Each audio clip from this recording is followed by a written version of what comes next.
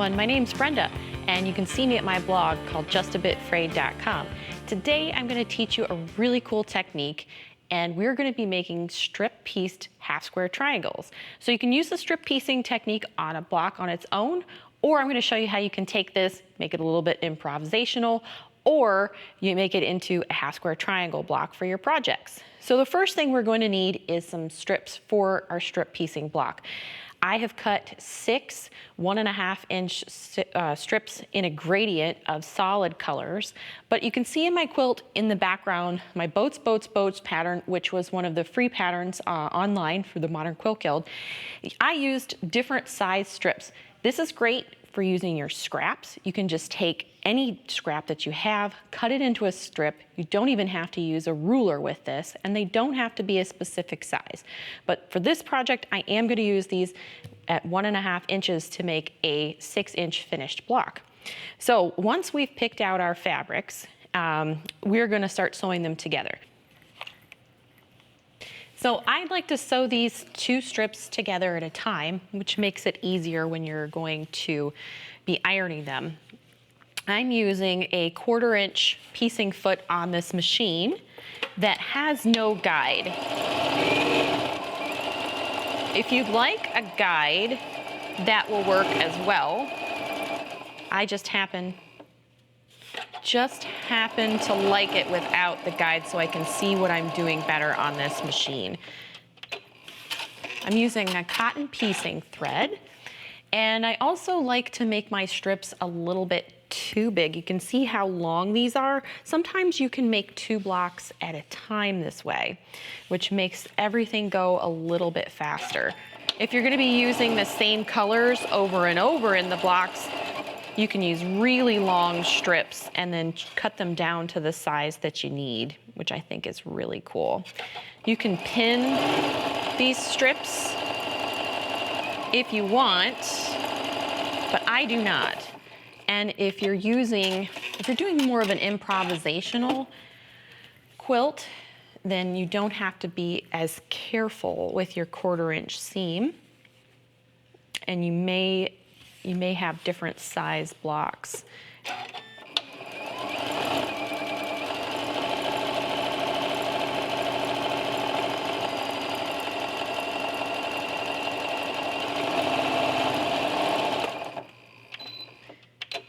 There we are. If you sew all of your strips together, one after the other, you may want to go top to bottom and then bottom to top so that you don't get a fan on the top of your block. Now I'm going to go over to the iron and I'm going to press these. I will typically press toward the darker fabric. First, I like to set my seam. And then I will press open toward the darker of the fabrics. You can press these seams open if you'd like, but I don't know that it's necessary.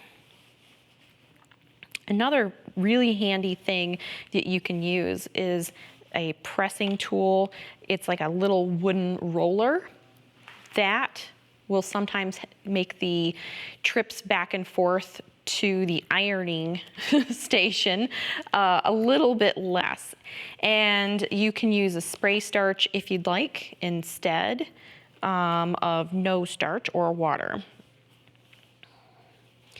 Here we are.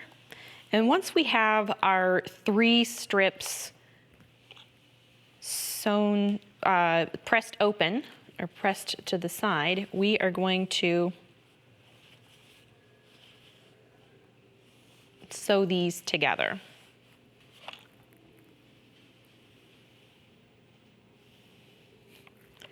Okay, let's head back over to the sewing machine.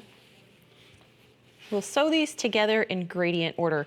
And this is something where you can try to use colors and fabrics that are all the same. If you really wanted to make it like a cohesive block, you could just find any scraps that you wanted. It doesn't have to be any certain color scheme. But I think it's a more interesting way to make a half-square triangle block. And any pattern that uses a half-square triangle in any size, you can use this technique, which is kind of fun.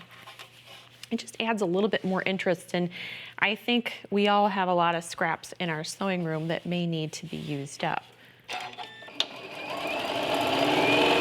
You can also, while you're just watching television, cut a whole bunch of strings and keep them near your machine when you want to make a block or two, which is kind of cool. Okay, last pressing to get this ready to trim. Now it's a little bit more complicated because you see you've just got these two. So what I like to do is I'll do one first. I'll set my seam and then press toward the dark.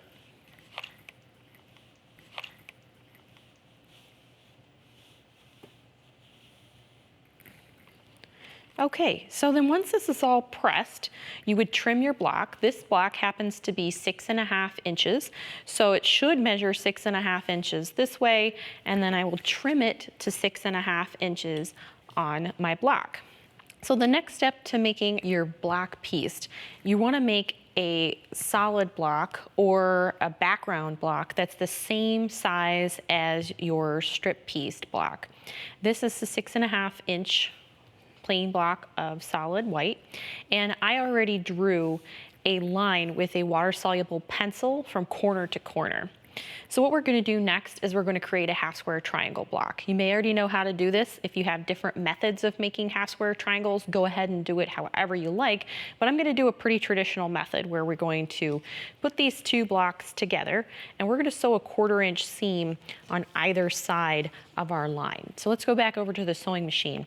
This is why I like to use a 1/4 inch foot with no guide, because you can use it right here on this without having to switch your foot, and the guide doesn't get caught up in your fabric. So you would just place the fabric right alongside, and you're going to do on either side of your drawn line, creating a 1/4 inch seam. It's much faster because you're making blocks if you don't have to keep changing the foot on your machine. So if you can get a 1/4 inch foot with no guide for your machine, I highly recommend. Okay. Now once we have the block all sewn, we would make a cut directly on the line that you have created with your water-soluble pencil. You can use a regular pencil because this is going to get cut up, or a pen or whatever you have handy in your sewing room. And then to finish the block, we would just press this open. Now instead of pressing toward the dark side with this, because there's so many seams, I actually do press it toward the background and then do a little bit of trimming. One thing to look out for when you're doing strip pieced blocks is when you're sewing the blocks together, you want to be careful not to pull because you have a lot of seams. If you feel like you aren't going to be using these blocks for a long time, you may want to do a stay stitch on the edge that has just 1/8 of an inch from the edge. And that way they don't pull. You can see right here, if you were to do some pulling, do you see how that will stretch out your block with all of the different seams? And you would really not want to do that. Spray starch is a great way to make sure that your block stays the way that it is. So to finish this block, all we need to do is just trim off these little guys. You may want to make sure with your pattern that it is the correct size and do any other trimming that you need based upon the pattern that you have. I want to show you how I used these blocks in my Boats quilt. So you can see behind me that they're all different sized blocks. Each time that you create a half square triangle, you actually get 2 blocks, and they all have a different look because you've got the darker on one side and the lighter on the other. So this is what I used just from my scraps, and I made these all in whatever size the scraps were, and then I made the block stashed on 2 sides to create them all in the same size. And then I added in a couple of blocks that were just white to add in some negative space to make this quilt more modern.